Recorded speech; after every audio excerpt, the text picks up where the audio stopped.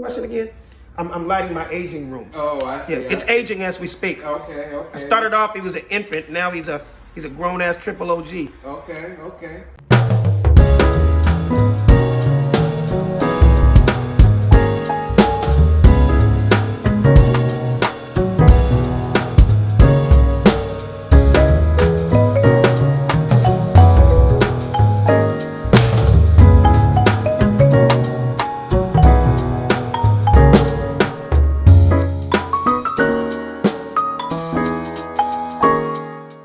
Let's talk about your love of golf and how it integrates with your love of cigars. Ooh, it's good shit. What is that? What was your question again? I'm lighting my aging room. Oh, I see. Yeah, it's aging as we speak. Okay. Started off, he was an infant. Now he's a grown ass triple OG. Okay. Well, we're talking about your love of golf and how you integrate it with your love of cigars. Yes. They kind of go hand in hand like peanut butter and jelly, right? Like peanut butter and jelly, brother. Okay. It was crazy is I've been golfing. Well, everybody asks me the question all the time is, so when did you start golfing? Right. And I'm like, the year every nigga in America started playing golf. Tiger Woods, 97? 97. That was my birthday, baby, when he won that first one. When he won the Masters. Yeah. And it's happened to be, I was a writer on The Fresh Prince of Bel-Air those years. And 97 was our last episode of The Fresh Prince of Bel-Air. I see. And Will Smith picked up a golf club. And, just one day between scenes, right. He's, and cut. He has a sandwich in his hand. I'm like, what the fuck? Yeah. Black people don't play golf. Are you serious? Right. Man, next thing I know, this brother got so deep into golf, he built a small par 3 at his house. Really? 2 days later, I'm at his house. So this is a sandwich? Okay. How do you hit this? Okay, you go like this? Man, the rest is, it's almost like he handed me a crack pipe. Yeah, he did. and it became my addiction. Because once you turn it on, you can't stop it. Brother, it's become a love affair. It was before I met my wife. And you know what's so crazy, man?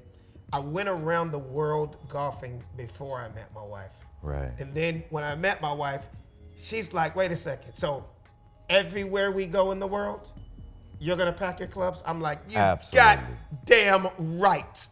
My clubs, they on my back like my underwear and on my feet like my socks. Like, absolutely. Don't go nowhere without my clubs. So, I mean, I've been fortunate, man, to play some of the most beautiful courses in the world. I'm talking about from Pebble Beach to St. Andrews in Scotland. I see. I played there twice. Turnberry, Carnoustie. These are any golfers that are watching right now, like, God damn, you did the same shit. Tiger and Jack and Arnie. Yes, I've been very fortunate to play all those courses, man. And it's just opened up so many doors for me. And cigars just kind of came later. It's not like I immediately started smoking cigars. It became a thing over the years. So many, it kind of goes with the relaxation of the sport and being outside in the elements and having a good time. Absolutely. And the fellowship of it all. It's kind of like being here at Drobes. The only difference is it's not a golf course in here, but man, if we were playing right now, oh yeah, man. That's why golf is the natural progression for Drobe Stogie's members. That we have organized golf activities, that we create a golf tour and have a big tournament. Congratulations on that too, by the way. Yeah. And that's very smart because like you said, some of the most prolific people in the world, whether you're a doctor, you're a lawyer, you're a scientist, you're an athlete, you're a comedian, we smoke cigars. Absolutely. It's kind of like a gentlemanly type thing. And there's a lot of women that Oh. smoke cigars too. Shout out to all the women that smoke cigars. We have them. Yeah, but it's a fellowship. I mean, so many people that I've met over the years, it's like I want to say I would have never hung out with this guy or these people if it hadn't been for golf and cigars. Right. Some of the foursomes that I have been a part of I bet. over the years, like never in a billion years would I be like, when would I ever be hanging out with this guy? Like one of the foursomes was crazy. It was Will Smith, Joe Pesci, Wayne Gretzky, wow, and me. That's a difference. I'm gonna say that again. Yeah. Will Smith, Joe Pesci, Wayne Gretzky, Alex Thomas at Sherwood Country Club, who I am now a member of Sherwood Country Club. Congratulations Thank on you that. very much. You're bringing all the brothers from the hood now. We're going to go You play know, at we're Sherwood. going to slowly progress. During the integrate 'em. pandemic, they ain't allowing no guests to come. Okay. But I'm going to eventually be able to get us all out there. We can shoot dice on the greens. Okay. No, but it's just so funny, man, because before I joined there, it's kind of like I tell people the weirdest story. It's almost like I learned on one of the most prestigious country clubs in America, Sherwood, which, Tiger had his tournament there 10 years in a row. Right. They just had the JoJo there. Right. There's not a lot of African-American members there. Right, right. Obama, Right. Tiger Woods, Chris Paul, Will Smith, and, little old me. Yeah. I'm in there too. And I'm behind you in line. I want to come on in too. They got a little bit more money than me, but I got enough to get in that bitch. You know what I'm saying? Absolutely. So my point is the foursomes. So when I say Will Smith, Wayne Gretzky, Joe Pesci, and me, out of those four, and it's okay to tell the truth, I'm just asking you a question. Okay. Out of those four, who do you think has the least amount of money in their bank account? Joe Pesci? Alex Thomas. Oh, I thought Joe you were talking Pesci. about. I thought you were talking about those three. No. No. Talk Okay. about amongst the four of us. Okay. Those are four legends. Okay. Yeah. That been in this game. Wayne Gretzky, greatest hockey player ever. Will Smith, one of the most biggest stars on the planet. Joe Pesci, another superstar. And why am I there? Right. Why am I there? How did I get there? That's the question. When I go from South Central LA to Sherwood Country Club, like, dude, this is an accomplishment. It's amazing, right? In itself, but being good friends with Will, he invited me out, so we played, right? Right. But we get to the first tee, and Wayne Gretzky goes, "So, Will, can your boy play?" First question, and I'm nervous as fuck. But Wayne Gretzky's like asking, "Can your boy play?" And Will's like, "Yeah, my boy got some game." He's like, "All right, cool." He goes, "Well, is he in on our game?" And Will looked at me. He's like, "You in on our game?" I'm like, "Shit, I'm here. Yeah. I might as well." He's like, "Cool." You're looking at it. Yeah, you're looking. I'm ready. Let's play. I can play. I'm a comedian, but I can play. Right. Right. And Wayne was like, "Cool, 5 a hole. Let's go." And Wayne Will's like 5 a hole. I'm like, "You in, Alex?" I'm like, "Yeah, 5." And then Joe Pesci goes, "No, that's 500 a hole." I was like, "Well, I could be y'all caddy." You know what I'm saying? Okay. I don't know about all that. You know what I 18 mean? holes. That's gonna be a big number. Yeah, I don't donate. need that type of pressure in my life. I'm not that good. Okay. Now, all of a sudden, all the real honest shit, I just started playing like 6 months ago, so I don't really know. We got that Indian way. in our family. And I got a check. A check is coming in on Thursday, so I'm not really sure if I could, be in on the 5 thing. But I'm gonna play with y'all though. Right. Right. First hole, they're laughing. Like, I have these guys laughing, and Will lets them know, "Oh, this is my boy Alex Thomas. He's a funny comedian. He's a writer. He wrote on my TV show," just to break the ice. Yeah. Blah, blah, blah. So long story short, throughout the day, I'm having people laugh. I've now become the entertainment for this foursome, right? So I had them laughing, and all of a sudden Joe Pesci goes, "Hey, you're not the only funny guy." Yeah, of course not. I got some funny. I'm funny. I'm funny. I got a funny story. That's what I do too. I am funny also, right? And Will goes, "All right, tell us a story," right? So he tells us a quick story. Just prior to that week, about a week ago, Joe Pesci brings Jack Nicholson out to play at Sherwood. Don't get it confused with Jack Nicklaus. Right. Jack Nicklaus is the golfer. That's a different world. Greatest of all time. Right. In fact, Jack Nicklaus designed Sherwood. I don't know if you know that. No, I did not. Sherwood is a Jack Nicklaus design. He designed it in 1989. So he brings Jack Nicholson out to play Sherwood. Okay. Jack loves the course so much, he come back the next day by himself because he loved the course so much. Right. Just to get out there and play. Right. Walks up to the first tee. The marshal comes up and goes, "Hello, Mr. Nicholson. How you doing? Like, what member are you playing with today?" Right. And Jack goes, "Well, I'm not playing with a member. I just want to come out and play some golf."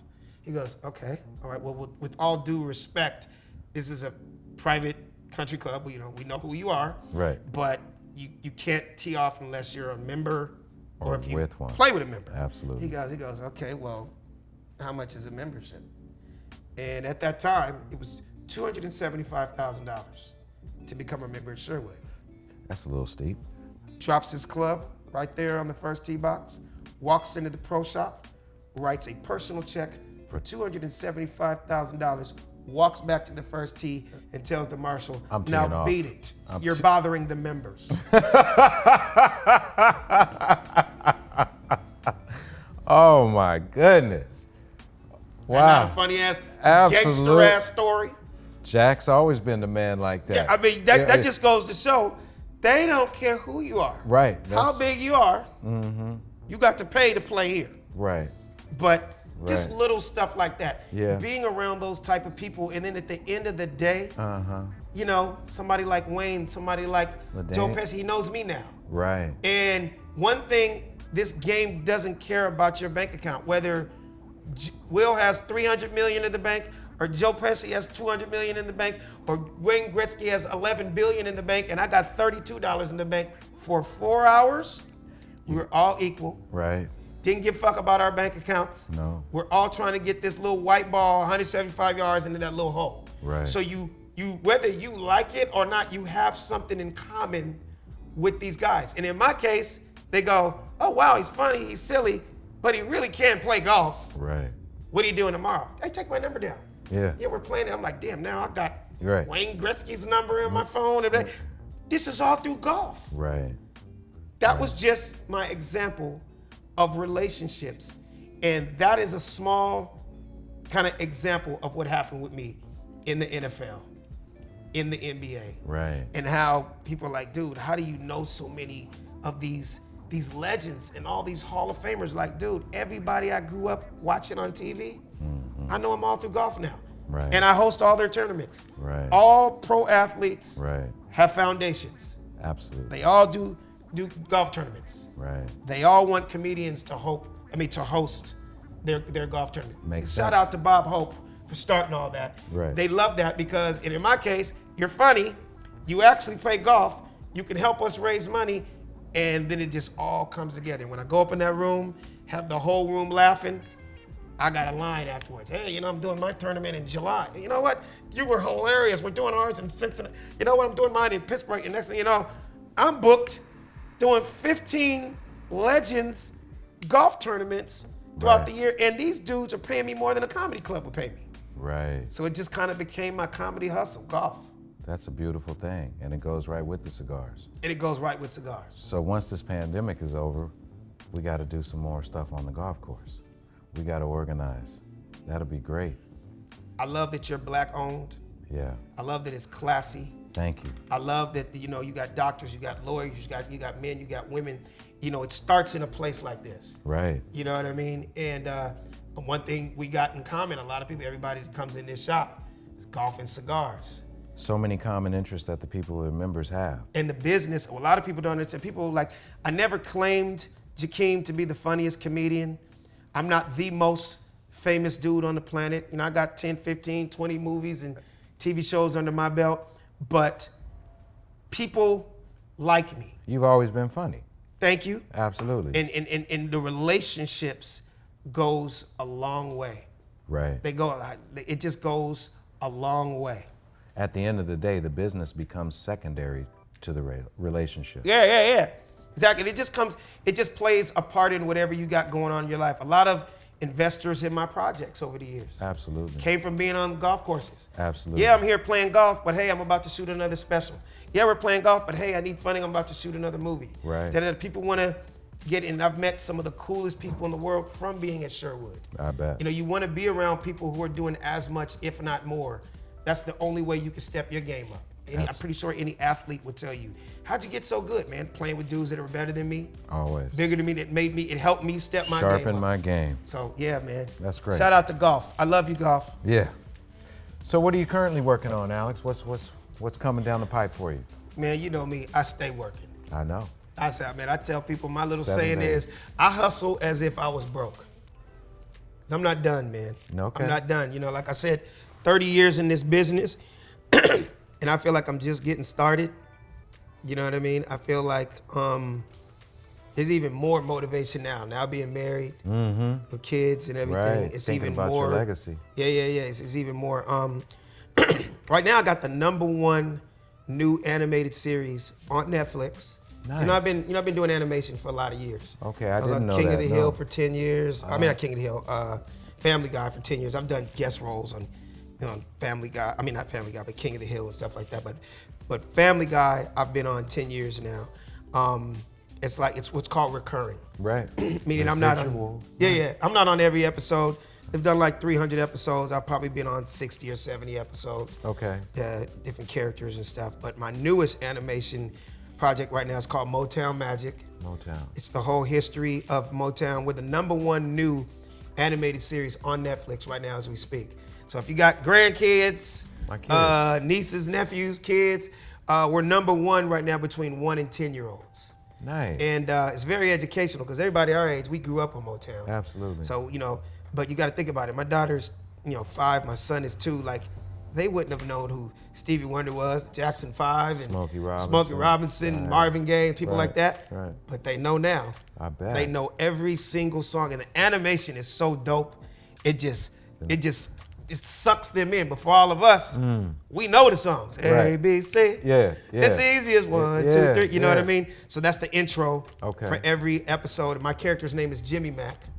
I'm a red 1965 Cadillac. So if you guys Google Motown Magic, the first thing you're gonna see is a red Cadillac, and that's me. I'm like the Uber of the 60s and 70s in Okay. Detroit. 'Cause it's Okay. all around Motown in the 60s and 70s. Right.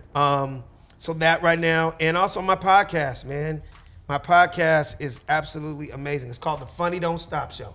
Say it with me. The Funny Don't Stop Show. Come on, man. And it's That's funny. I watch when I get home. It don't at night. stop. Yeah. It don't All stop. the time. You got something going up on Absolutely, and we've been we're actually coming up on 100 episodes. there. Congratulations. Thank you. December 1st will be our 100th episode. I've had a bunch of my superstar friends on the show, and it's just right up my alley. So the beautiful thing about my podcast, it kept me sharp during the pandemic. Okay. So to not have been on stage Right. for 8 months Right. after doing this shit 30 years, Right. it made me feel like I didn't lose a beat. That's good. You know what I mean? Because I'm just Right. constantly talking and making people laugh. And with that, I cannot wait to get back on stage, Jakeem. I bet. When I tell you I'm going to rip the roof off these places, I mean, I got an easy hour of new material. Right. Just from the pandemic. Right. You know what I mean? Right. So, yeah, man, I'm excited about that. So yeah, the That's Funny good. Don't Stop Show on Instagram. Okay. They can check it out at the Funny Don't Stop Show. Okay. And of course, my Instagram is Funny Man Alex Thomas. That's beautiful. Yeah. Is there somebody on your wish list that you would like to work with in the near future as you're planning out your master moves? You know, so crazy, man. I've worked with so many amazing, talented people Right. over the years. Mm-hmm. It's not even one of those, man, I just want to work with. No, it's like whoever comes my way, because sometimes it doesn't even necessarily have to be a superstar, Right. because it could be a great project. Right. And, it gives me a way to shine and the people that I'm working with to shine. You know what I mean? So it's really no real answer for that. Like, I just Okay. want to work with. I've worked with some amazing people, man. Right, right. You got to think about it, especially in my field. Who gave you the best advice? The best advice, Best career advice. I'm glad you brought that up, because it really wasn't advice for him. Okay. I learned this from Sam Jackson. I played a lot of golf with Sam Jackson over the years. And he goes, man, I don't have the answer for you. It's not like I could sit here and go, this is what you do. No, it's these guys have led by example. And I have to give that to Will Smith, because being around him every single day for years, being a writer on The Fresh Prince of Bel-Air, man, I soaked up so much knowledge. I bet. And we had so much in common. I bet. So much in common. It was like, wow, man, it made me a better guy, a better person. Being around Martin for years, Yeah. being on the Jamie Foxx show for years, these guys became like really, really close to me. That's And it beautiful. just happens to be their mentors in the game that I'm in. Right. You know what I mean? It'd be Right. like, rest in peace, Kobe. It's like, man, playing against Michael Jordan, being around him in the summers, seeing how he works out, see how he goes about his business. It's the same thing in our field. You know what I mean? So Will, big time, man, because Will Smith did not have to do for me what he did for me. You know. He didn't have to do that, man. He didn't have to just take me, a brand new stand-up comic. I hadn't even been doing comedy 6 months, man. Really. I didn't even have 4 minutes of material. Right. I stood out in front of the Laugh Factory one day for 13 hours. Right. Amateur night. Right. Just to go up and do 3 minutes. Right. I'll never forget the day, January 2nd, 1992. Wow. Had $11 in my pocket. I understand. Caught the bus Right. to the Laugh Factory that day. Right. And it just happened to be, he was sitting in the front row of the Laugh Factory. See how it When works. I got off stage, he's like, yo, man, you real funny, man. My name is, I was like, I know who you are. He said, Absolutely. you Will Smith. He goes, yeah, man, I got this brand new TV show. I'm like, Fresh Prince of Bel-Air. I watch it every week. It had only been on 2 years at that time. Right. He goes, let me ask you a question. He goes, hey, man, do you write? I'm like, shit, you got a pen? Yeah. He goes, well, do you think you could come down and help us with some funny stuff like what I saw on stage? I was like, hold on, let me check my schedule.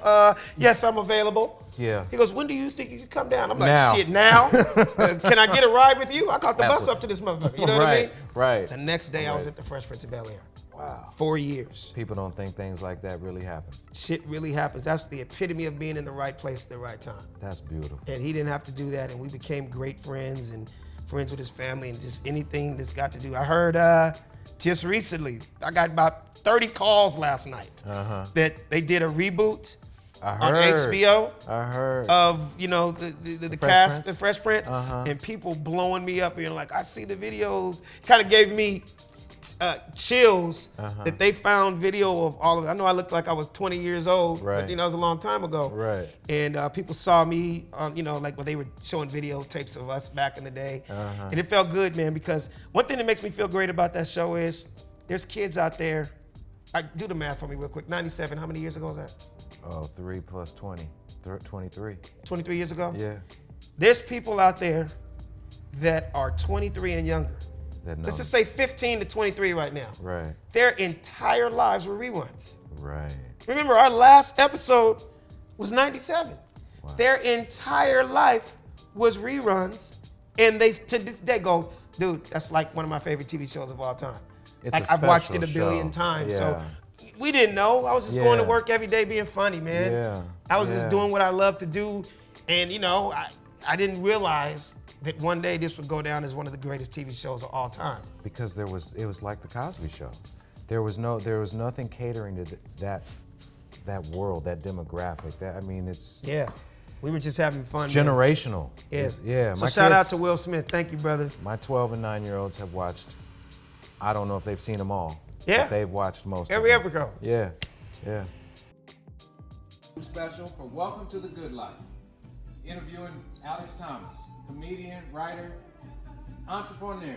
Hey man, grown man shit. All Yeah. right. So next time you in LA, anybody who's watching this worldwide, pull up to Drobe Stogies, one of the dopest black-owned cigar lounges. I'm not just gonna say in LA.